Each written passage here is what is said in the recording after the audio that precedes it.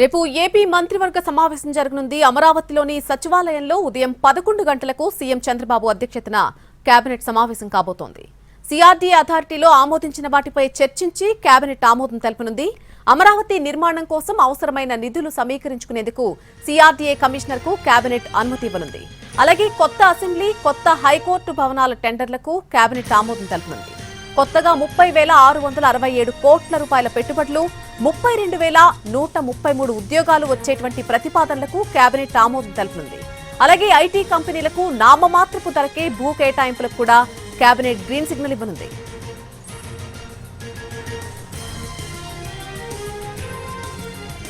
రేపటి కేబినెట్ సమావేశంలో మంత్రుల పేషీలపై నిఘా అంశం చర్చించే అవకాశం కూడా కనిపిస్తోంది. కొందరు మంత్రుల ఓఎస్టీలు, పీఏలు, పీఎస్లపై అవినీతి ఆరోపణలు వస్తున్నాయి. దీనిని ముఖ్యమంత్రి చంద్రబాబు తీవ్రంగా పరిగణిస్తున్నారు. ఇప్పటికే కొన్ని సందర్భాల్లో మంత్రులను హెచ్చరించారు సీఎం చంద్రబాబు.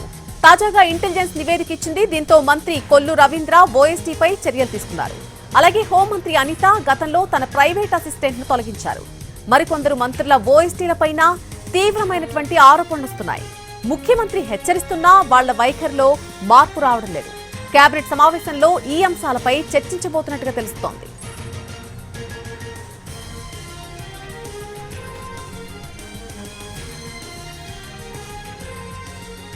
రేపు ఏపీ మంత్రివర్గ సమావేశం జరగనుంది. అమరావతిలోని సచివాలయంలో ఉదయం 11 గంటలకు సీఎం చంద్రబాబు అధ్యక్షతన ఈ కేబినెట్ సమావేశం కాబోతోంది.